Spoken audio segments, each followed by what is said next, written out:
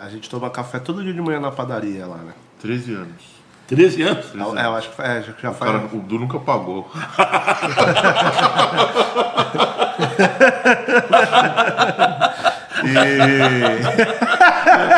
Alex, mas conta uma novidade, isso não é novidade.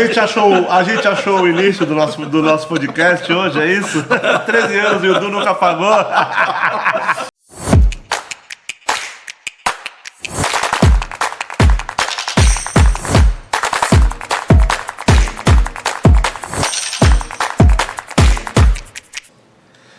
Tema de hoje é a importância da gestão estratégica no dia a dia dos negócios.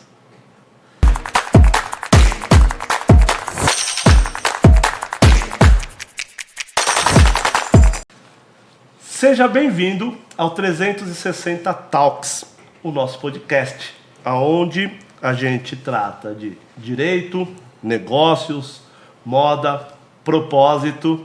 E hoje a gente vai tratar também de gestão estratégica. Então, eu sou Luiz Eduardo, mais conhecido como Du, e estou aqui com o meu companheiro de bancada, Alex. Fala, Du! Bom, no Brasil, nos primeiros 5 anos, boa parte das empresas quebram. E o motivo é falta de gestão. A gente vai falar sobre estratégia, sobre gestão, e vamos aprender bastante hoje. E para isso, a gente recebe aqui um dos maiores especialistas do Brasil, e eu vou dizer mais, do mundo, em gestão estratégica, planejamento, desenvolvimento de lideranças, professor, doutor, escritor, mentor, sócio-diretor da Ster Consultoria, professor doutor Celso Afonso Couto. Seja muito bem-vindo. Faltou, Du. Masterchef. Ah, é. E Masterchef também. Ó, os melhores almoços e jantares da minha vida foram ao lado dele. Bem, bom dia a todos. Depois de uma apresentação, de um recebimento carinhoso de vocês, em especial do Alex. Muito obrigado pelo convite. Imagina, muito obrigado pelo convite. Bem-vindo à nossa casa. É um prazer estar aqui com vocês e bater esse papo sobre estratégia, sobre gestão, sobre administração. Mas, independente de qualquer coisa, eu gostaria de ler uma coisa que eu escrevi hoje de manhã aqui, que eu acho que vale a pena a gente refletir, que é o seguinte: o cargo mais alto que alguém pode ocupar na vida é o de ser humano. E a exigência é simples. Basta ter respeito, empatia e humildade. Então, você pode até ser bem-sucedido na vida, mas se você falhar como ser humano, você falha no mais alto cargo que lhe foi confiado. Então, esse eu acho que é um recado muito importante que a gente tem, e que a gente que conversa, tem a oportunidade de conversar com vários executivos, diretores, presidentes, conselheiros de empresa, a gente nota que esses caras chegaram a essas posições porque eles são, antes de mais nada, seres humanos. Então, aí eu volto para o meu tio, que era um pedreiro, e que ele dizia assim para a gente: olha, você tem que ter 2 coisas na vida. Uma é plumo, e ele me mostrava o plumo. Por que plumo, tio? Porque plumo significa equilíbrio. Se você não tiver equilíbrio, você vai perder muita coisa na sua vida. E a outra é rumo. Por que rumo? Porque você tem que ter um alvo na vida. E se você tiver os 2, plumo e alvo, você dificilmente vai se perder na vida. Então, esse recado inicial que eu gostaria de passar para todos os empreendedores, principalmente para aqueles que, de uma maneira infeliz, não foram bem-sucedidos, mas que não desistam, né? Que continuem tentando, porque a hora de cada um vai chegar. É simplesmente o momento adequado e o cara que está lá em cima sabe qual é a hora que você vai poder usufruir do sucesso, né? Bom, falando sobre o tema gestão, administração, existe uma diferença sutil do que significa administração E o que significa gestão? A administração, ela está ligada mais ao planejamento estratégico, mais a cálculos de viabilidade econômica, mais a taxas de retorno de investimento. Enfim, é uma coisa mais ampla, onde a alta gestão da empresa define. Já a gestão está ligada mais ao dia a dia, ou seja, ao planejamento, à organização, à execução, à direção e o controle. Então, são duas coisas distintas, onde a gente pode dar um exemplo até para um escritório de advocacia, o que diz respeito à administração e o que diz respeito à gestão. Então, isso são duas coisas totalmente distintas, mas sutilmente separadas, porque confunde-se muito. Administração e gestão é a mesma coisa. Não, são coisas diferentes e cada uma no seu determinado tempo. Primeiro vem a administração, com planejamento estratégico, porque sem planejamento estratégico fica difícil você fazer gestão de algum projeto, de alguma unidade, de algum escritório, de alguma fábrica. Então, essa distinção é muito importante. E essa distinção a gente pode complementar com um complemento, que na verdade um não vive sem o outro. Sem dúvida nenhuma. Não existe gestão sem administração e não existe administração sem gestão. De um modo geral, no mundo corporativo, a gente coloca a estratégia no topo do triângulo. Depois vem a parte tática, depois vem a parte operacional. Vou dar um exemplo. O que a Fiat fez quando ela sentiu que o mercado brasileiro não tinha uma picape intermediária entre a estrada e, por exemplo, a Range? Ela falou, olha, eu quero lançar uma picape intermediária que satisfaça, que pega uma fatia de mercado daquele que não pode comprar uma Ranger, uma Mitsubishi, e é aquele que tem um pouco mais de dinheiro para comprar uma estrada. Então, eles desenvolveram, isso é estratégia, olha, estratégia de mercado. A gente tem uma faixa de mercado que a gente pode explorar, que nenhuma montadora está explorando. Então, eles lançaram a estrada. Então, isso foi uma decisão estratégica. A Toro.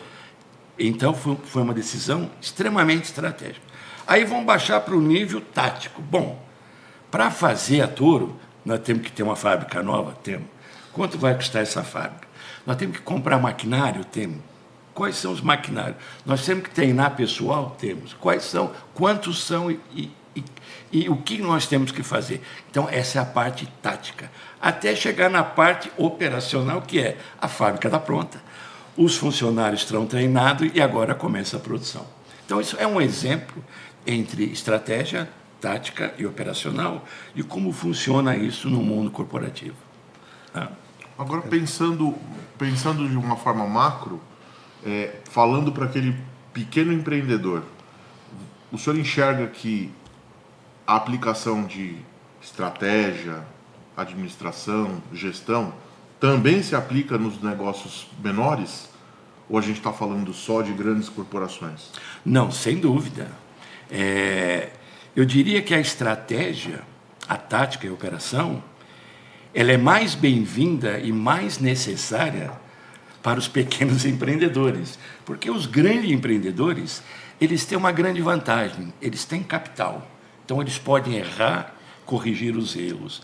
O pequeno empreendedor, o pequeno empresário, se ele erra uma vez, duas vezes, ele não consegue se recuperar mais. Então, fica muito mais difícil para ele. Mas, complementando um pouco entre administração, gestão, estratégia, planejamento estratégico, tem duas coisas importantíssimas que vale não só para o mundo corporativo, mas principalmente vale para nós, né? Nós não podemos permitir que os outros durmam com nossos sonhos. É impossível isso, certo?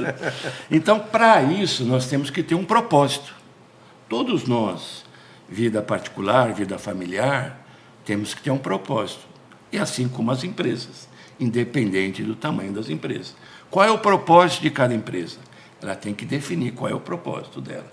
Baseado nisso, ela tem que implementar uma coisa que chama-se cultura, que é importantíssimo.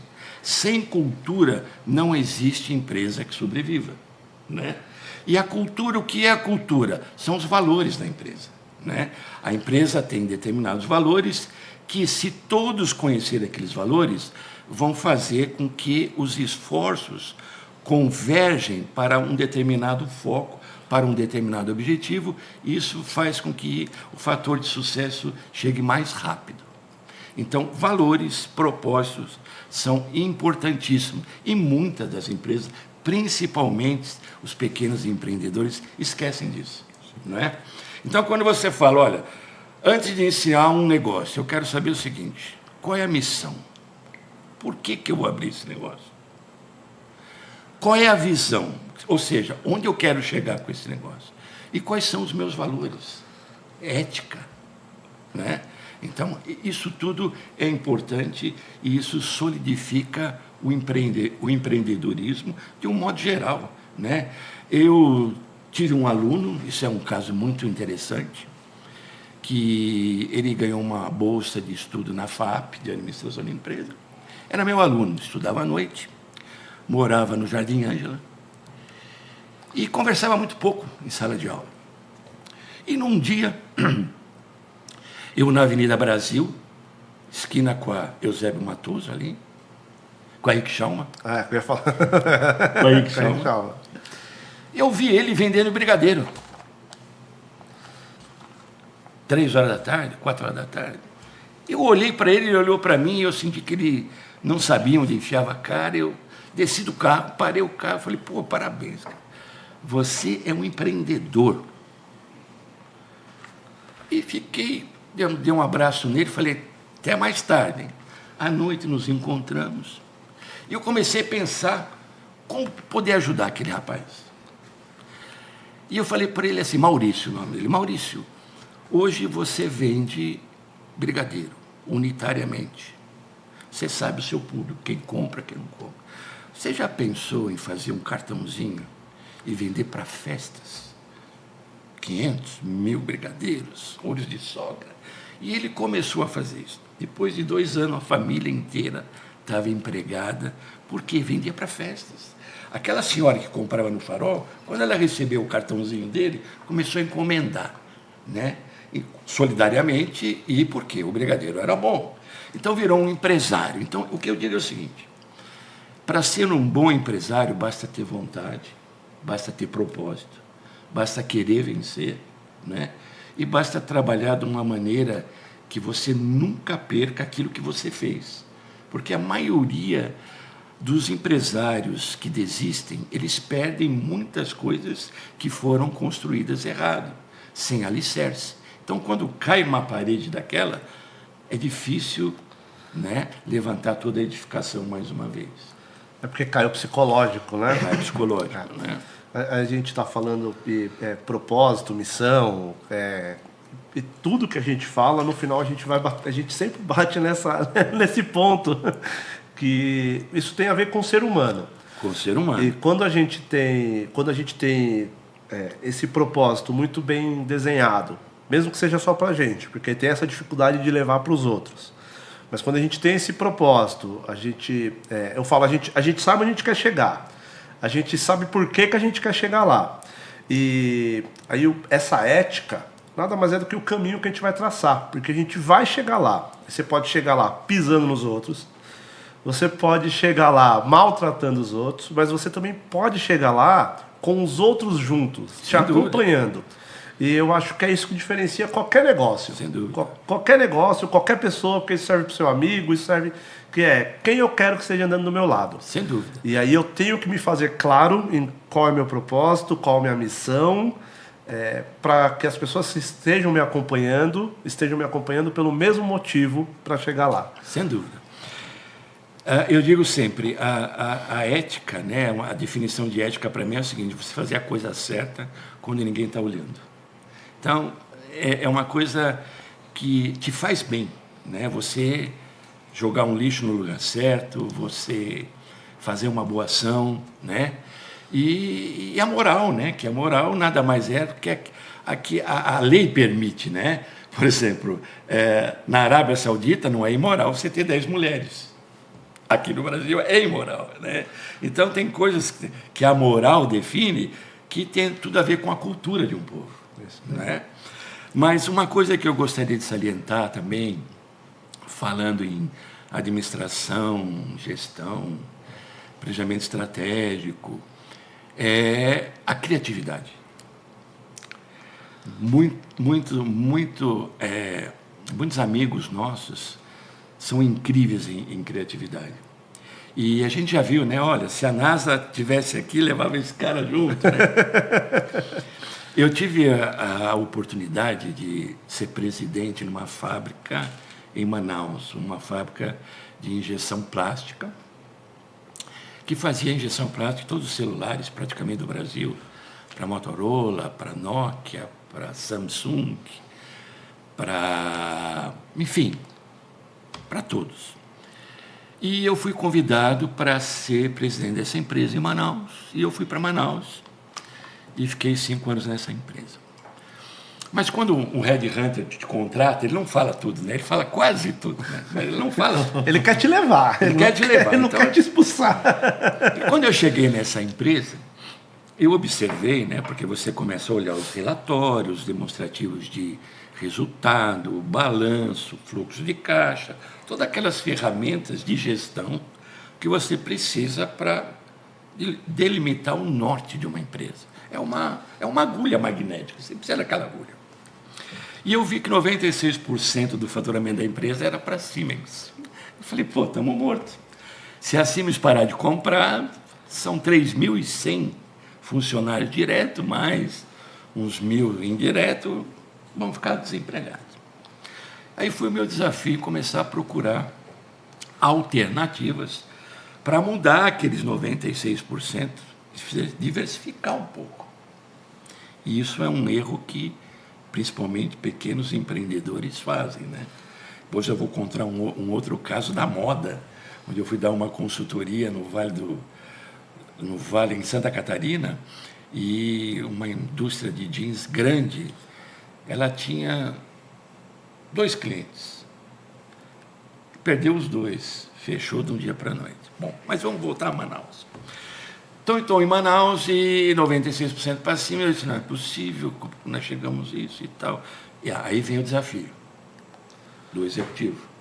Porque o executivo hoje, ele é diferente do executivo de 20 anos atrás. O executivo de 20 anos atrás, ele decidia. Hoje não, porque hoje o conhecimento está descentralizado. Hoje, eu entro na sala de aula, eu tenho um aluno lá que já estudou, ele já está com a minha aula, que ele tirou uma aula no chat GPT, se eu chamar ele dá aula para mim. Então, está descentralizado o conhecimento. Então, você tem que realmente saber como falar e poder tirar o resultado no coletivo, não individual. E a decisão que sai normalmente, sai uma decisão mais assertiva. Bom, conclusão. Recebemos uma notícia da Alemanha que a matriz nossa da Alemanha tinha notícias que a Siemens tinha vendido para os chineses a parte dela, relativa ao mobile phone, aos celulares. Pô, aí não teve dúvida, foi vendida. 3 meses depois eu fui chamado pela BenQ, que foi quem comprou essa divisão da Siemens. Fui para a China para uma reunião. O diretor de compras, um chinesinho pequenininho, ele disse, com um tradutor, ele não falava inglês, só chinês, mandarim, e ele falou assim, olha, o meu fornecedor mais caro aqui na China, ele custa 50% mais barato que você, mais caro. E se vocês não conseguirem fazer alguma coisa, nós vamos dar um prazo de 6 meses, nós não vamos comprar mais de vocês. Bom, aí eu levei um book com todas as explicações, mostrei o celular, mostrei, olha, tá vendo? Ele aguenta 1 tonelada de peso, né? A tecnologia alemã. Aí ele olhou para mim e falou para o tradutor, Pergunta para ele se ele conhece algum dedo de ser humano que tem a força de 1 tonelada. Então, bom, conclusão. Tivemos 6 meses para trabalhar, reduzimos custo, mas jamais iríamos chegar ao preço que ele pagava lá. E eu tive um convite, fui para a Nokia em Dallas, no Texas, e levei a mesma pasta, e a Nokia falou assim, olha, nós aceitamos vocês como fornecedores, só que tem um pedido nosso. Nós não queremos que os nossos celulares sejam feitos na mesma linha de produção dos nossos concorrentes. Então, tem que ser uma produção independente. Bom, voltei para cá, reuni o pessoal, as condições são essas, bom, agora a gente tem a liberdade de pensar o que fazer. Nós temos um problema bom.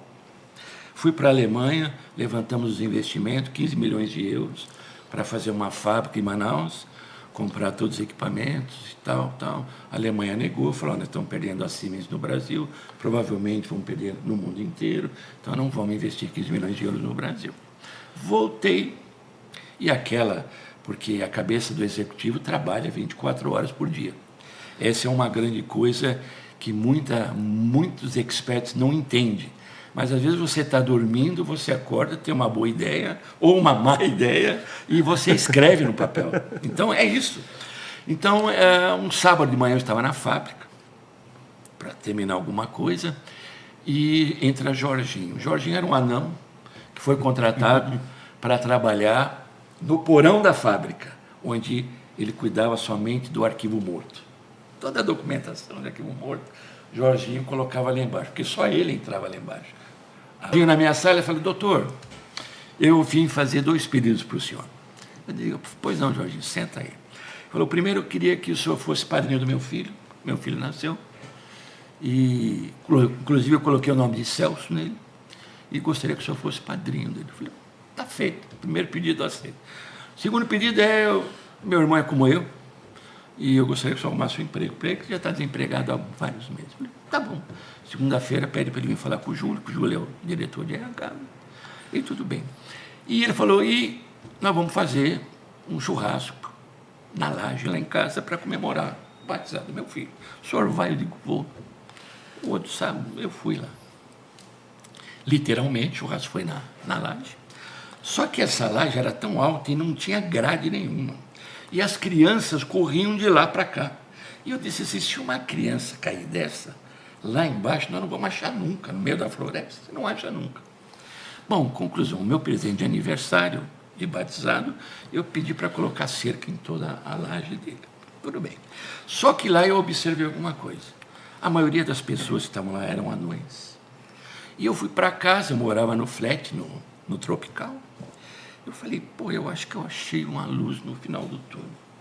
Fiz uma reunião na segunda-feira, bem confidencial. Falei para o Júlio, diretor de RH, você consegue 289, 300 anões para nós trabalhar na produção? Ele olhou para mim, você está falando certo? Está falando certo.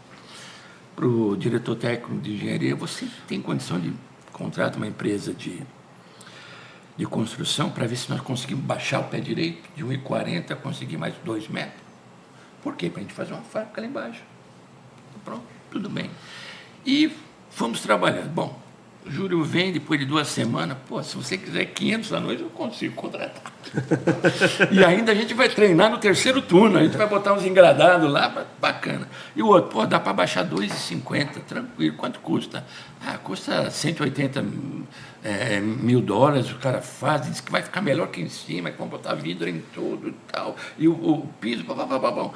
E eu levantei os investimentos, não dava $1 milhão. Fui para a Alemanha e falei, bom, agora só faltam as máquinas, né?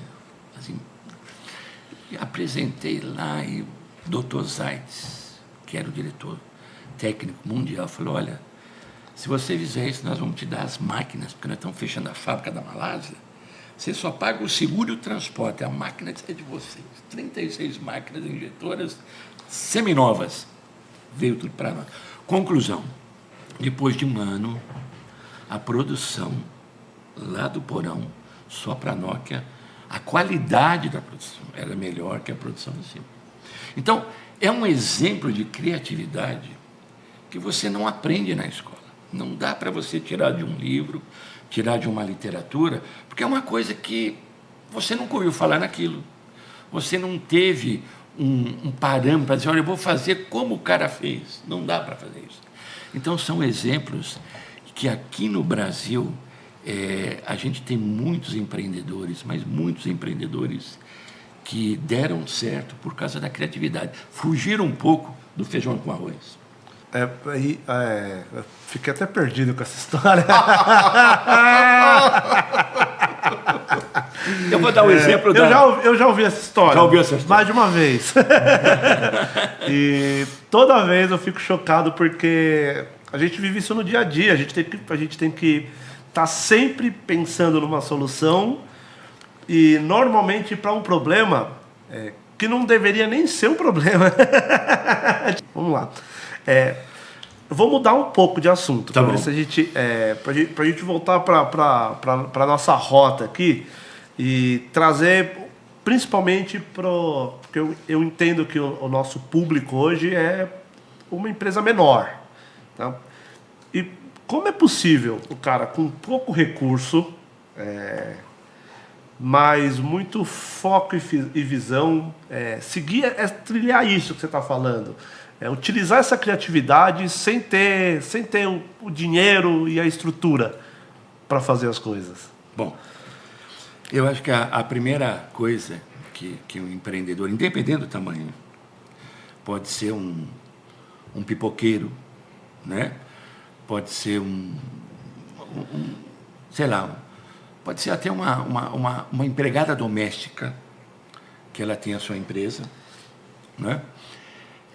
Primeira coisa, é disciplina. Disciplina, eu acho que é uma virtude que poucos têm. Porque o que é disciplina? É você fazer aquilo que você não gosta, né, como rotina. Ou seja, fazer diariamente aquilo. E o que o pequeno empresário, talvez não por falta de conhecimento, né? Porque eu sempre digo, né, que nós somos semelhantes, né? Nós, seres humanos, somos semelhantes. Mesma matéria, mesma energia, né? Mas o que muda de um gari para um cientista? É conhecimento, só conhecimento. Mas ambos são importantes. Ambos são importantes. Ambos têm seu valor. Então, a disciplina, eu acho que é a primeira coisa. Não precisa de dinheiro para ter disciplina, certo? Não precisa de capital. Não. Mas é muito mais importante que muito empresário que tem capital, que vive de tentativas. É lógico que uma hora ele vai achar uma coisa que seja rentável, mas não é o caso do pequeno empresário, que às vezes ele recebe um fundo de garantia, ou ele vende até a sua própria casa para poder abrir um negócio. Mas eu acredito que a disciplina. Segundo, ele definir exatamente o que ele quer fazer. Primeiro, de que maneira ele entende do negócio. Se ele não entender do negócio, não adianta ele ter 10 milhões de reais. Ele vai quebrar ou ele vai demorar muito para chegar onde ele quer. Então, ele tem que entender do negócio. Se ele não entender do negócio, não adianta. Então, tem muita gente aventureira. Eu acredito que vocês se lembram que antigamente tinham as casas que alugavam fita videocassete. Lembram disso? Sim. Então você andava numa rua, tinha uma lojinha. Aquela lojinha dava certo, o cara abria outra do lado. Aquela outra dava certo, o cara abria outra. Pô, naquela rua tinha 5 lojinhas. Não tinha a mínima chance de todo mundo ganhar dinheiro, porque os caras estavam se canibalizando. Entendeu? Então, isso acontece muito. Então é o seguinte, você não conhece o negócio, primeiro, estude, procure conhecer, tente trabalhar, tente aprender com aquele negócio, para que você possa ter um know-how e possa avaliar se você dá para aquele negócio ou não. Se você não tiver feeling, não tiver vontade, não tiver o tato para aquele negócio, não adianta. Você vai realmente perder tempo e dinheiro. Eu tenho vários amigos que estudaram advocacia na São Francisco e não são advogados. Por quê? Porque não gostam. Eles chegaram à conclusão seguinte, não é o que eu queria fazer da minha vida, né? Então, são coisas que, primeiro, você tem que querer fazer, ter disciplina e estudar, entender daquele negócio. O que acontece hoje com 60%, segundo o Sebrae, né, que os pequenos empresários estão quebrando a cabeça, é que eles não fazem essa reflexão. E sem essa reflexão, como é que você vai falar de planejamento estratégico? Para eles é uma coisa super sofisticada, é uma perda de tempo. Você vai falar, mas olha, antes de você comprar essa máquina, vamos fazer um cálculo de viabilidade econômica financeira. Vamos dizer quanto custa essa máquina, quanto tempo você vai ter de retorno para pegar o dinheiro de volta dessa máquina, o custo do produto que você vai fazer vai ser está abaixo ou acima do concorrente. Então, ele não tem esse conhecimento básico que um empreendedor tem que ter. Por exemplo, ele não sabe quanto custa o produto dele. Se ele não sabe quanto custa o produto, como é que ele sabe o preço? Ele vai dar o preço do concorrente, só que o preço do concorrente, ele tem várias vantagens competitivas. Por exemplo, ganho de escala, porque ele compra em grande quantidade. Ele está em vários lugares do Brasil, tem várias lojas, então ele tem várias vantagens competitivas que o pequeno empreendedor não tem. Então aquele preço lá não cobre o preço do pequeno empreendedor, então ele acaba quebrando, né? Então tudo tem uma razão, tudo é explicável, tudo tem conserto, desde que, né, o pequeno empreendedor haja com a razão, não com a emoção. Porque a maioria age com a emoção. E a emoção não agrega lucro a ninguém, né? Então, isso é um axioma que se diz na linguagem empreendedora.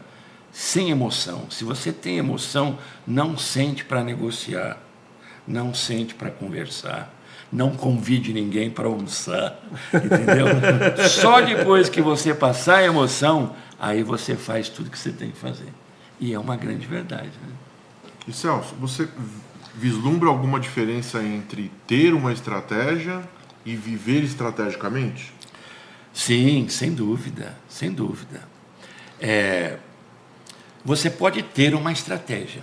Várias empresas têm uma estratégia. Só que essa estratégia, ela não chega no chão de fábrica.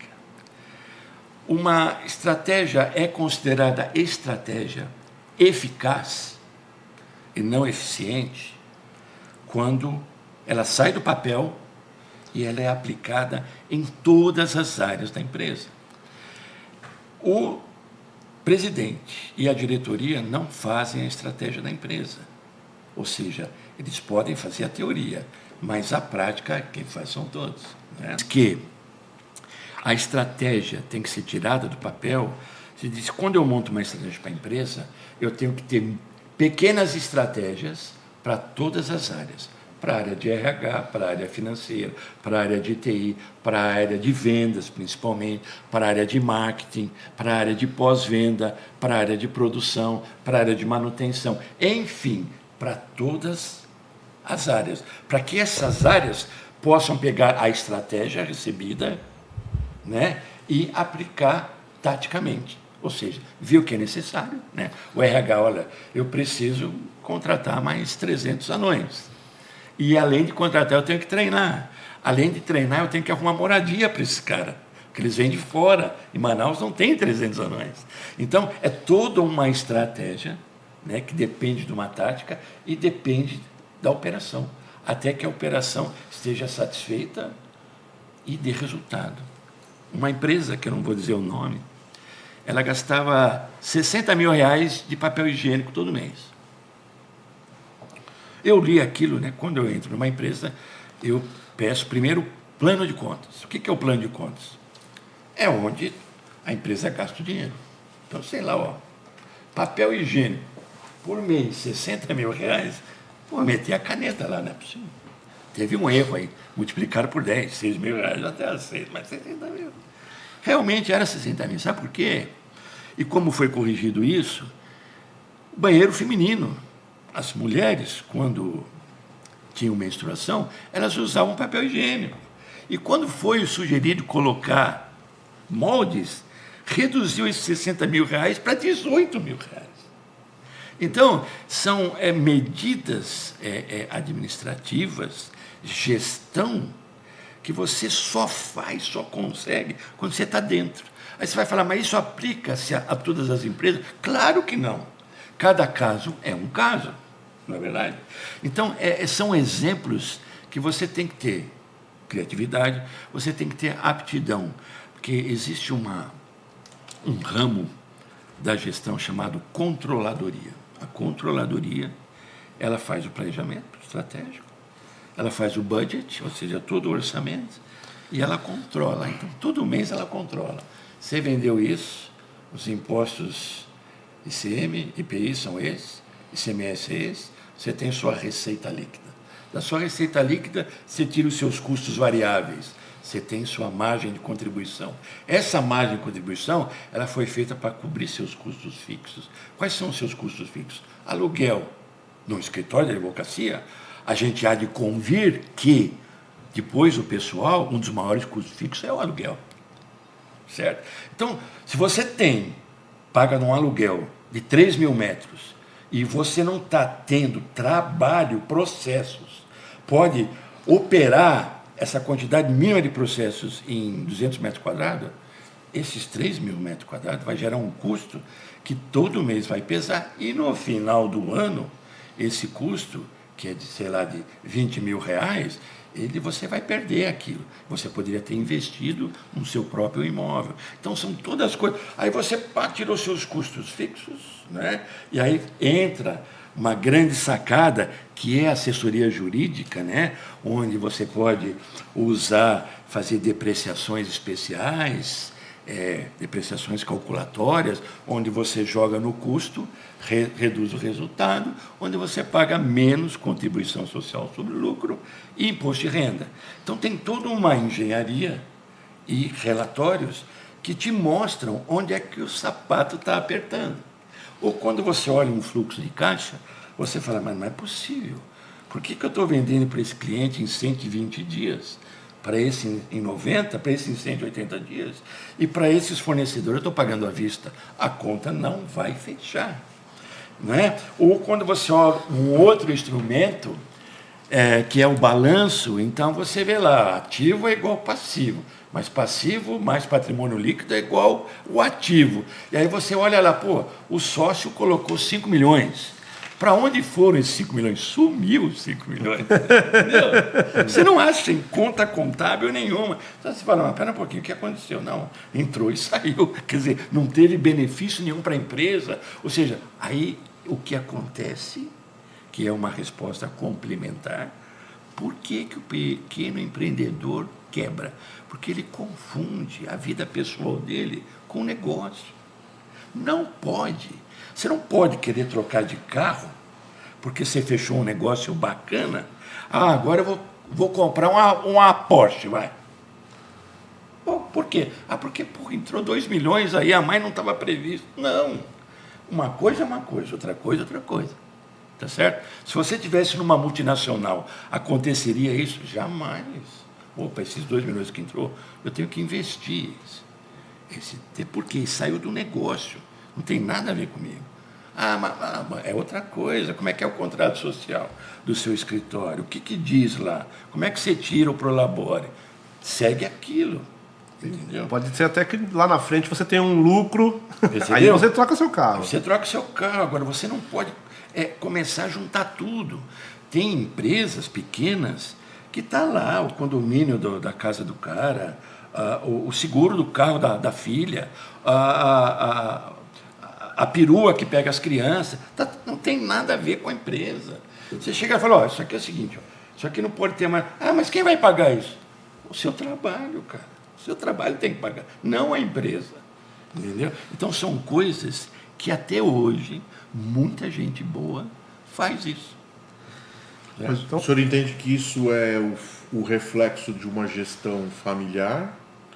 Ou isso também acontece em outras companhias? Olha, é uma excelente pergunta, muito boa a sua pergunta. Uma empresa familiar, ela tem muito mais problemas do que simplesmente misturar os custos, as despesas particulares com os negócios da empresa. Eu já tive a oportunidade de dar consultoria a algumas empresas familiares, onde os herdeiros que não têm o mínimo interesse, a mínima competência técnica, não querem e são praticamente obrigados moralmente a fazer parte da diretoria, a tocar projetos, embora eles já manifestaram, até por escrito, que não tem interesse, que não é o ramo deles, né? Tem um grande magazine aí, com uma presidente maravilhosa, cuja tem dois filhos. O negócio dela é panela, ela quer ser chefe de cozinha. Ela não quer pegar aquele império que vem de tias, ela não quer aquilo, ela quer o restaurante dela. E o filho quer informática. Então, mas então você tem que respeitar isso. Então, empresas familiares têm esse problema que prejudica ainda mais. Mas um dos grandes motivos que gera o prejuízo, né, a falência, é essa mistura, essa falta de separar. Olha, a minha empresa é pequena, eu não consigo tirar dela um salário para andar de Mercedes. Não consigo. Eu consigo tirar vou andar de Polo. Polo, ela consegue me pagar. Ela consegue me pagar que eu tenho uma casa com aluguel de 4.000, mas não de 30. Entendeu? Então, aí acaba se juntando as coisas, aí o abismo está formado. Aí não consegue mais sair daquele abismo. Mas é gestão. Por isso que eu digo, a gestão, a estratégia, a administração, ela começa do indivíduo, não é? Depois ela vai para a empresa. Porque se o indivíduo não tem a noção de gerir, se ele ganha 10, ele gasta 15, nunca vai dar certo. Não é?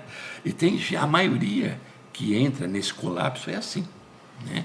Então, isso é uma mentalidade desses empreendedores, que são excelentes empreendedores, têm boas ideias, mas só que chega na hora da gestão, se o negócio não dá muito certo, mas muito certo mesmo, que faz com que toda essa falta de gestão seja relegada a segundo plano e que ele continue ganhando dinheiro, ele quebra. Mas sabe que é uma coisa interessante, Celso, que eu acompanho e é uma coisa que eu acredito, que as faculdades de direito, elas formam diversos advogados e esses advogados não estão preparados para empreender. Perfeito. E seja por um erro de gestão, né, por gerir e confundir a vida particular com a profissional, ou seja, como ter uma gestão eficaz, né, uma gestão eficiente, ou ter uma administração, ou seja, ele não tem ali governança porque ele não teve essa base, né? Então ele tem problema na venda, ele tem problema no atendimento, ele tem problema no financeiro, ele tem problema no marketing, ele tem problema na retenção de cliente, ele tem problema ali no dia a dia do escritório, que cada dia fica mais difícil, né? Dado todos os exemplos que você deu, e esses profissionais que são milhares, que são formados aí por ano, chegam no mercado sem essa base, né? É perfeita, a sua análise é perfeita. Eu diria que não é só para as faculdades de Direito, faculdade de Engenharia. Eu dou aula para Engenharia Civil. Eu canso de falar para eles, olha, você vai ser um engenheiro civil, mas você tem que pensar como empreendedor. O que é pensar como empreendedor? Você vai comprar lá na vila não sei o quê, um terreninho de 5 por 15 e vai fazer sua primeira casinha, ou vai alugar ou vai vender, dali vai sair e tal. Porque se você for trabalhar de empregado numa construtora, você nunca vai ser ninguém. Aí eu volto para as minhas origens. Eu me formei em Engenharia Naval pela Universidade de São Paulo. Aí na primeira semana, o pessoal é distribuído pelas engenharias. E o coordenador de cada engenharia, ele reúne, a minha turma tinha 11 alunos, engenharia naval. E você veio fazer engenharia naval por quê? Chegou na minha vez, eu falei, olha, que eu quero construir um barco e dar a volta ao mundo. Bom, terminou a reunião, a aula, ele me chamou e falou, ó, sua nota de entrada é boa, mas você tem essa semana para mudar, porque aqui não é lugar para quem quer fazer barco e dar a volta ao mundo. Bom, eu fiquei firme lá. No segundo ano já comecei. Aí vem o planejamento. Aí vem o propósito. Você tem que ter um propósito na vida. Se você não tem um propósito na vida, você é um vegetal. Você é um microfone. Né? Então você tem que ter um propósito na vida. O microfone tem propósito. Você tem que ter um propósito. Então, pode chamar a pessoa de microfone? Pode. Pode. Não tem ofensa moral nenhuma. Porque ele tem um propósito. Mas vamos deixar uma coisa aqui no ar para as pessoas. Porque eu tenho amigos que eu falo, qual que é o seu propósito? E a pessoa não sabe o que é um propósito. Ela não sabe o que é propósito. Porque quando você fala propósito, a pessoa não entende o que é a palavra propósito. Eu falo, cara, daqui 10 anos, daqui 20 anos, quando você morrer, o que você quer deixar para o seu filho? Eu não estou falando de dinheiro. Que imagem você quer deixar? E aí a gente pode começar a pensar em propósito. Mas isso é uma questão até, acho que eu não sei se é de geração, ou se é uma questão de criação, ou se é uma questão de educação. Tem muita gente hoje que sabe o significado, mas como é tudo muito fácil, né? Como é tudo muito descartável, ela não tem esse propósito, não, né? Não tem. Porque ela não vislumbra nada que seja... Eu não sei, eu tinha o sonho de ser advogado, né? Propósito. Eu tenho propósito na minha missão como advogado, né? Ou seja, eu cuido de liberdade, eu cuido de questão financeira, eu cuido de questões que envolvem vida, saúde, né? Eu enxergo isso que eu posso proporcionar para as pessoas. Eu tenho que ter isso muito claro, né? E saio da minha casa todos os dias feliz, né? O trabalho, lógico, eu acho que o trabalho é trabalho, mas ele devolve. Se você seguir com disciplina, como você disse, com propósito, mas parece que as pessoas perderam a direção. Perderam. Vamos voltar àquela pergunta, que é muito interessante isso, e que é um problema educacional, não do Brasil, mas mundial, né? Porque hoje se formam advogados, se formam engenheiros, se formam administradores, se formam médicos, se formam dentistas, mas em nenhuma grade curricular tem lá uma matéria chamada empreendedorismo ou gestão, administração. Por quê? Eu fiz engenharia naval, fiz meu barco, dei a volta ao mundo, 243 dias, e o cara que falou para me mudar de curso foi lá me esperar com o bonezinho e me cumprimentou. É o almirante da reserva. Mas aí eu fui trabalhar na Mercedes-Benz do Brasil, trabalhar na área de custo, de preços, de cálculos para novos projetos, né? Então eles colocavam desafios para mim. Não, você não vai calcular o custo desse caminhãozinho que é de cena, você vai calcular o custo de um caminhão para bombeiro, que é muito mais complicado. Ou você vai calcular o custo de um caminhão que vai trabalhar lá na neve. Então, desafio, sempre desafio. Bom, eu comecei e a Mercedes precisa de engenheiro, porque o engenheiro materializa, ele vê, ele sabe quanto custa. É processo, isso e aquilo, tal. Bom, aí eu falei assim, mas um dia eu quero ser presidente de empresa. Mas só com engenharia naval não vou ser nunca.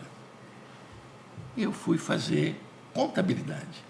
Por que contabilidade? Porque contabilidade é uma matéria que todo profissional tem que saber. Porque a contabilidade é a coisa mais interessante que existe. Você tirou essa caneta daqui, se você vai colocar em outro lugar, você vai ter que falar onde vai ter que colocar. Tá certo? Não. Então, não existe coisa lógica nenhuma. Então, o cara lá em 1900, não sei quanto, o cara inventou a contabilidade. Se você não sabe contabilidade, jamais você vai fazer a gestão de uma empresa da maneira com que você deve fazer. Porque se você terceirizar sua contabilidade, o cara vai te enganar. Se você contratar um contador e tiver um departamento, o cara vai te enrolar também. Então, você tem que falar a língua do cara. Então, contabilidade é importante. Então, no meu ponto de vista, faculdade de Direito, tem que ter lá um semestre, pelo menos, de contabilidade. Médico, medicina também. Veterinária também. Porque o cara ele vai usar aquilo. Né? Fui fazer contabilidade. Aí depois eu fui fazer engenharia econômica. Nem existia engenharia econômica no Brasil. O que era engenharia econômica? É aprender a trabalhar com a máquina HP12, que era a calculadora financeira. Calcular tempo de retorno, valor presente, valor futuro. Era novidade isso na década de 80. Né? E depois eu fiz MBA em gestão de pessoas, importantíssimo. Quem não sabe gerir pessoas, fecha a porta e vai embora para casa. O pequeno empreendedor, ele não está preocupado com isso, entendeu? Ele fala, vai lá e faz, se não fizer, eu ponho outro aí. Hoje não é mais assim. Hoje não tem outro para ele colocar. Não tem. Se você hoje for querer um bom pedreiro, você não encontra. Se você procurar um sapateiro, você não encontra mais. Então, as coisas mudaram, né? E o pessoal não percebeu. E aí eu fui indo, gestão de marketing, gestão financeira, que é importantíssimo. Aí mestrado em estratégia e gestão. Aí doutorado em sistemas de gestão. BSC, que é o Balance Scorecard, de Norton e Kaplan, que antigamente todas as empresas elas tinham um norte só, financeiro. Quero saber só os números financeiros.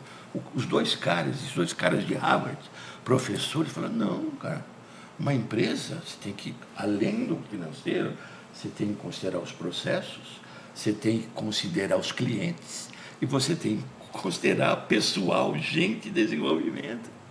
Então, eu tenho que estudar isso aí, porque senão nunca vou ser um executivo que pode agregar valor, porque o bom executivo, ele tem que sentar com os diretores e agregar valor, ele não pode só ficar escutando e esperando que venham soluções. Né? E aí, o sistema SAP, que é o sistema de gestão integrada, que foi criado em Waldorf, lá na cidade perto da minha esposa, na Alemanha, com professores também, que desenvolveram o sistema de gestão integrada. Todos os módulos de todas as áreas, RH, logística, custo, produção, interligados. Você faz o planejamento, sai tudo igual. Você faz o planejamento de venda, que vai vender esse mix de veículos ou esse mix de produto, a produção recebe lá. Entendeu? Então é tudo integrado. Aí eu falei, mas eu preciso saber se essas duas ferramentas se conversam. Eu fiz uma pesquisa em 123 empresas no mundo inteiro. Fui lá ver, se conversam, é possível, entendeu? Então, o conhecimento é a grande sacada da coisa. Tem empreendedores, é que nem jogador de futebol, que o cara dá certo. Não vou dizer que dá sorte, tá? Porque um Neymar desse joga futebol. Tem caras que nasceram para aquilo. Sim. Mas nem todo mundo nasceu para aquilo, entendeu? E às vezes o cara pensa que nasceu para aquilo e não nasceu. Né? E nunca vai chegar no que o cara quer. Então, eu acho que é isso. Né? A gente tem que ter o propósito, e esse propósito tem que ser com o pé no chão. Né? Eu não posso querer ter como propósito ser presidente dos Estados Unidos. Eu nunca vou ser presidente dos Estados Unidos. Mas eu tenho que ter o meu propósito de querer ser um excelente executivo, em poder me sentir à vontade no mundo inteiro onde sentar e poder contar um pouco da experiência e poder aprender um pouco também. Porque até para aprender, principalmente para aprender, você tem que ter um bom nível. Eu fiz um MBA em Munique, quando eu fiquei 5 anos na Alemanha sem vir para o Brasil, na Mercedes. E nesse MBA, em controladoria, tinha uma matéria chamada filosofia. Filosofia, filosofia, cara. Bom, mas eu fui fazer filosofia, 60 horas. Primeira aula, o professor de gravatinha borboleta, vermelha, falou, olha, hoje nós vamos falar sobre o meu filósofo predileto. Não é um alemão, ele falou, é um francês. Pierre Bourdieu. Para mim, estava falando grego, né, cara? Nunca tinha estudado filosofia. Aí ele falou, para começar, eu vou falar uma frase, um pensamento dele irreparável, conhecido mundialmente. E ele falou bem claro em alemão: a consagração social é tanto maior quanto maior for a distância do objeto consagrado. Falei, puxa vida, não entendi. A sala, aquele silêncio. Bom, então tá bom. Vamos supor, eu vou lhe dar um exemplo. Vamos supor que o senhor escreveu um livro. E esse livro, escrito pelo senhor, com certeza vai ser um livro maravilhoso. Depois de chutar os calcanhares, ele começou a me dar uma massagem. E o senhor fez esse livro, o senhor deu para sua mãe ler, deu para um amigo seu ler, e deu para uma pessoa desconhecida lá na Austrália. Qual é a opinião mais importante para o senhor desse livro? É da sua mãe? Não, minha mãe vai adorar o livro. É do seu colega? Não. Quem é? É do cara lá da Austrália. O senhor entendeu agora? Vou repetir, ele falou. A consagração social é tanto maior quanto maior for a distância do objeto consagrado. É lógico, o objeto consagrado sou eu que escrevi o livro. E o cara está na Austrália. Você entendeu agora? Eu entendi. Ainda bem, ele falou. Então, o que eu quero dizer é o seguinte: até para aprender, a gente tem que estar disposto, tem que ter como propósito aprender. Porque o aprendizado, ele é infinito. Não é? Então, ele tem que ser um propósito permanente de cada um de nós, o aprendizado. E a falta de disciplina, a zona de conforto, a rotina, a necessidade diária faz com que a gente fique longe do aprendizado e de uma outra coisa muito especial, que é a parte espiritual. Não estou falando de religião, sim, estou falando da parte espiritual, né, que faz parte da nossa existência. Liderança. Liderança. Qual a importância de ter uma liderança consciente? Olha, a liderança, eu diria que é uma vantagem competitiva muito relevante. Por quê? A liderança, na realidade, ela contribui, ela trabalha mais do que os próprios, eu diria, comandados. Uma verdadeira liderança. Porque a liderança, ela está na frente. Ela está entendendo as dificuldades. Ela está entendendo que, por exemplo, o pedreiro não tem condição de passar o dia inteiro levantando aquela lata cheia de concreto para chegar lá em cima. Que ele precisa instalar uma roldana lá para que aquilo... Então, a liderança tem que estar presente em tudo. Por quê? O objetivo da liderança é facilitar a vida de quem está fazendo o operacional. Por quê? O operacional bem feito, ele não dá problema de qualidade, ele não dá problema de reclamação, ele não dá problema de retrabalho, ele não dá problema de refugo, tá certo? Então, tudo isso é dinheiro em caixa, né? Então, a liderança hoje é muito importante. E são poucos, né? Embora vários autores dizem que liderança se treina, né? Não se nasce, mas são poucos que têm aptidão para exercer a liderança. E a tomada de decisão desse líder, acho que o senhor já deu um spoiler antes disso, né? Mas eu acho que vale a pena a gente reforçar.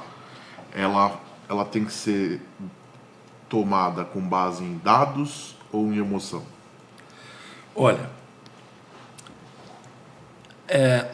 dizem, né, os cientistas, os neurocientistas, que não se deve fazer nada baseado na emoção. Nada, absolutamente nada. Nem se você tiver vontade de comer um doce, se você estiver emocionado, não coma, que vai te fazer mal. Então, o que o cara quer dizer com isso? Que quando você está emocionado, mesmo as coisas que geralmente te fazem bem, podem te fazer mal.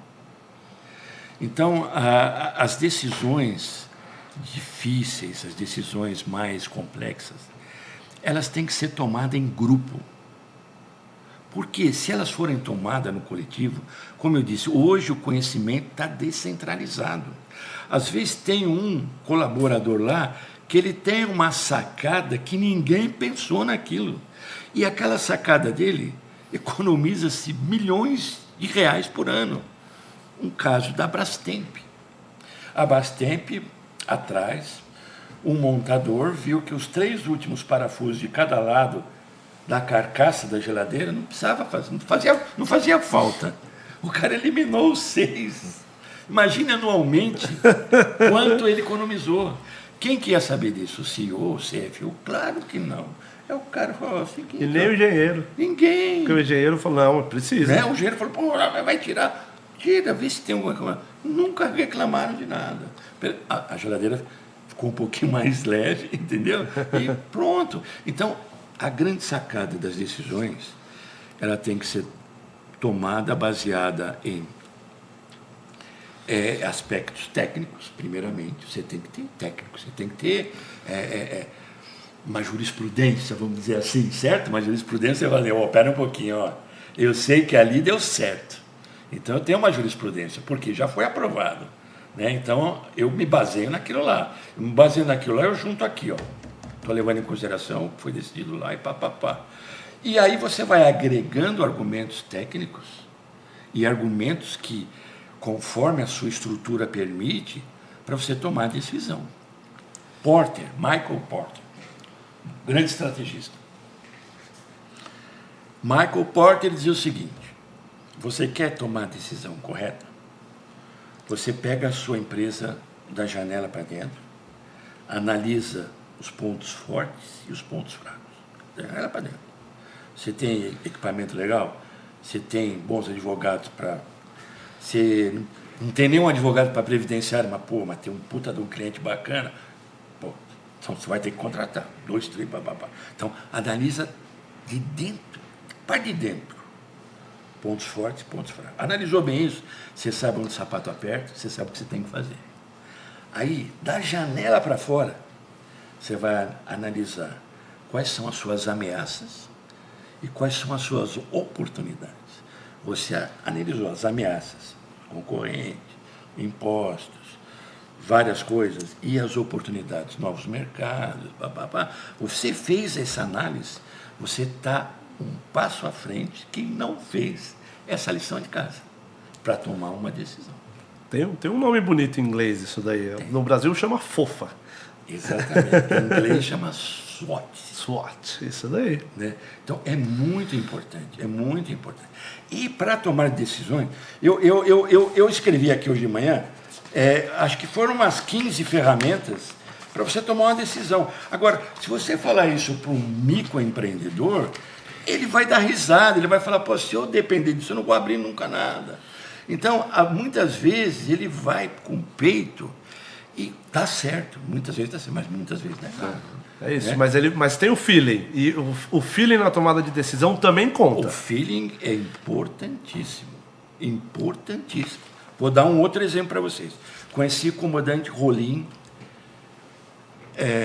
da TAM, quando ele puxava o tapete para a senhora, carregava a mala da senhora. Comandante Rolim. Ele dizia assim, Celso, se você me colocar 4 aviãozinhos aí, só para me fazer ponta aérea, em 5 anos eu triplico.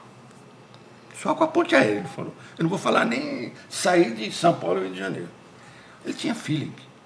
Ele falou, ele falou assim, olha, eu vou te contar um caso, ele falou para mim. Um dia chegou uma senhora velhinha, ela mandou uma carta para mim, que ela foi de São Paulo para o Rio e perderam a mala dela. E ela relatou para mim que ela tinha 8 anéis de brilhantes, 5 relógios, não sei quantos colares, bolsas não sei de quem, blá, blá, blá, blá, blá. E ela foi passar um final de semana no Rio e sumiu a mala dela. Bom, eu coloquei a TAM inteirinha para procurar a mulher, o aeroporto Santos Dumont inteirinha. Bom, acharam a mala da senhora. Diz que quando ele abriu a mala, tinha exatamente tudo que a mulher escreveu. Ele falou, você está vendo como a razão, às vezes, ela dispersa totalmente da própria realidade.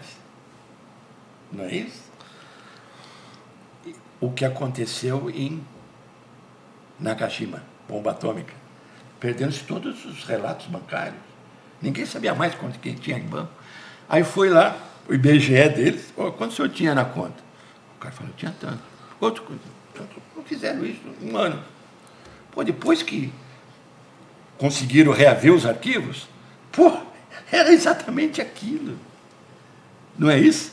Então, o que é isso? É cultura, é ética. Não é verdade? Que nós vamos demorar alguns milhares de anos para chegar lá. Mas é uma realidade. Por isso somos subdesenvolvidos, né? Subdesenvolvidos. Né? E eu digo sempre, não existe país subdesenvolvido, existe pessoas subdesenvolvidas. Porque quem faz um país desenvolvido são pessoas desenvolvidas. Né? Exato. Fala pra gente, até pra gente entrar no final desse bate-papo aqui, e pra gente conseguir levar para as pessoas que estão assistindo a gente, qual um passo simples para começar hoje a pensar estrategicamente? O primeiro passo, eu acredito, é você fazer aquilo que você gosta e aquilo que você acredita que você tem aptidão para fazer. Não pode ser dormir, né? Não pode ser dormir e nem cozinhar no fogão a lenha em Biúna. Isso não vale a pena. Para mim, já estou indo embora. Tchau. Acabou meu propósito. Então, você tem que gostar do que faz e saber que você tem facilidade em fazer aquilo.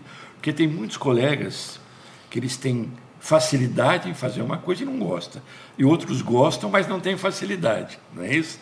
Então, é que nem o cozinheiro, né? Tem cozinheiro que gosta de cozinhar, mas não sabe. E tem o cozinheiro que sabe, mas não gosta. Então, eu acho que é o primeiro passo. Você saber o que faz e gostar do que faz. E o terceiro passo é você se preparar para isso. Porque não existe nada pronto. Nada pronto. Entendeu? O Celso de hoje, com 68 anos, é diferente do Celso de 18. Não é? Sim. E hoje em dia existe uma coisa que talvez seja uma sugestão para que vocês, um tema importantíssimo, que chama-se etarismo, não é? Por exemplo, eu perdi uma excelente oportunidade porque tenho 68 anos. Perdi por um jovem de 40, não é? Mas ficou claro que a experiência, o conhecimento era 5 vezes mais. Isso foi feito por escrito. Mas por quê? Porque o etarismo. Né? Então, esse é um tema importantíssimo. É um tema atual e vai ser um tema futuro também. Né? O que podemos fazer para evitar o etarismo? É importantíssimo. E para quem não entende o que é etarismo, tem a ver com a idade, mas vamos lá, Celso, explica para a gente rapidinho. Etarismo é você desprezar o conhecimento, a experiência, a vivência, a razão das pessoas que têm um pouco mais de idade. E que são muito mais jovens do que velhos de 25 anos. Sim. E vai bater na história do Japão. Chama ignorância. Porque vai bater na história anterior do Japão. Vai. Como a cultura é diferente. Lá é o inverso. Lá é o inverso. Lá, quando alguém mais velho vai falar, você, opa, peraí, que o cara tem uma experiência que eu não tive. Lá é o inverso. Lá no Japão, o professor, ele não se reverenciaria para o imperador. O imperador se reverenciaria para o professor. Porque o professor é o responsável por todas. Aqui no Brasil, o professor hoje, principalmente o professor universitário, não tem o valor que deveria ter. Não é? É um assunto tem o valor, complicado. mas não tem o reconhecimento. Né? Mas não tem o reconhecimento, é valor. E é um assunto complexo. Que conselho que o senhor gostaria de ter ouvido lá no início da sua jornada? É muito importante e é muito simples essa resposta. Tudo na vida, tudo, independente do negócio, de uma recreação, de uma viagem, tudo na vida depende de 2 coisas: processos e gente. Se você dominar processos, ou seja, de que maneira fazer as coisas, da melhor maneira fazer as coisas, e gente, você tem sucesso é prolongado. Sucesso é fruto de quê? De processo e gente. Se você dominar os processos e saber lidar com gente, não tem como dar errado. A probabilidade de dar certo é muito grande. Maravilha. Tem um conselho de etarismo, não é isso? Etarismo. Meu pai me disse, jamais reclame da comida da sua mulher. É Aí eu isso. falei, por quê? Ele falou, se você não sabe fazer, come e não reclama. É isso. Perfeito. E eu acho que se aplica para muita coisa, não é? Nossa, ele foi cirúrgico. Não é isso? Foi cirúrgico, não é? A gente replica isso para qualquer assunto. Qualquer assunto, né? Cirúrgico. Se você não sabe fazer, não reclama. Não Mas reclama. tem uma coisa interessante, que às vezes eu não sei fazer e eu não reclamo, mas eu vou aprender a fazer. Se segura, porque eu vou aprender a fazer e eu vou cobrar.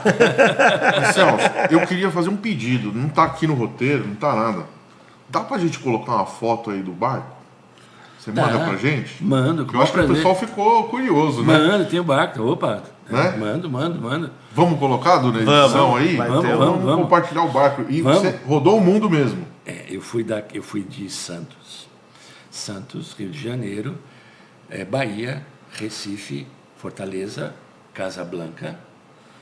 Entrei no Mediterrâneo, Gibraltar, Valência, Barcelona, Sete é uma cidadezinha da França, Sete, Marseille, Gênova, dei a volta na bota, subi para Trieste, que é a cidade onde tem correntes na rua por causa do vento. Quando tem o vento... Pra você se segurar. Segura, que é a divisa com agora a cidadezinha chamada Rijeka, que é a Iugoslávia agora. Voltei pelo Mediterrâneo, Argélia, voltei a subir para o Mar do Norte, Portugal, via Porto. Entrei no Mar do Norte, Bilbao, Le Havre, Braque, que já é na Alemanha, Bremen, fui para a Noruega, voltei, fui para a costa leste da Inglaterra, virei a Inglaterra, costa oeste, costa leste, que é Liverpool, saí de Liverpool, fui para o Canadá, Porto Príncipe, desci a costa dos Estados Unidos, entrei no Canal do Panamá, desci Peru, Chile, fui para a Ilha de Páscoa, desci mais, voltei para o canal, Lagoa dos Patos, subi e voltei para Santos. 243 dias. Sozinho? Sozinho não, fui com Deus. Boa. Tem muita história aqui, tem coisa que a gente não pode falar, né? Tem uma marinha envolvida nesse negócio, tem patente alta. Tem um apoio muito grande. Mas tem propósito, teve planejamento. Planejamento foram 5 anos para navegar 243 dias. E deve ter tido muita administração e gestão Muita para poder chegar no objetivo, né? E outra, uma palavra que não pode faltar em lugar nenhum. Chama-se resiliência. A resiliência é quando você acha que tudo está acabado, que o barco virou para baixo e que você fala, pô, não pensei que eu fosse morrer aqui, sem nem ver, saber onde eu estou. E não, é a resiliência. E vai embora, entendeu? Muito bom.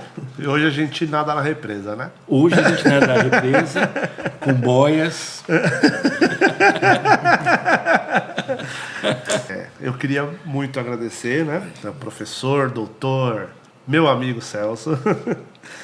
E para agradecer por ter lembrado a gente que gestão sustenta sonhos e não atrasa eles. Celso, acho que eu aprendi bastante com a nossa conversa. Obrigado por dividir aí tanto conhecimento. E não vou implementar amanhã. Vou levantar daqui já implementando aqui o que a gente aprendeu aqui. Obrigado por compartilhar com a gente, por estar com a gente. E um presente do 360 Talks, a nossa caneca. A nossa caneca, o Obrigado, presente obrigado, para muito todos os nossos convidados especiais. Foi muito bom gosto essa caneca. Bom, então, se você gostou das histórias, das vivências, de todo o conhecimento, isso daqui foi só uma palhinha do que a gente conhece do Celso. Isso daqui a gente quis trazer ele, inclusive, para dividir com vocês que assim o nível de conhecimento é muito grande e a gente aprende com ele toda vez que a gente senta para conversar e conseguir levar isso aqui no 360 Talks, que tem a ver com o propósito, que é o propósito do nosso negócio, é levar informação, levar conhecimento de uma forma acessível, sem custo para todo mundo. Aproveita, eu não vou nem falar para seguir ele no Instagram, mas para seguir a consultoria, né? Então tem o site, que é a sterconsultoria.com, onde quem como empresário, como pequeno, médio, grande, estiver precisando de uma consultoria, o Celso está à disposição aí. Ele é muito concorrido, mas não custa nada ir lá e manda um e-mail para ele, manda um contato para ele que ele vai retornar. E compartilha esse episódio, curte, segue a gente. Quem lidera ou quer liderar tem que ter uma base sólida. Até o próximo 360 Valeu, gente. Talks. Obrigado. Valeu, obrigado, gente. Terça-feira que vem tem mais, hein? Ó a fotinho, hein? Ó a fotinho. Agora.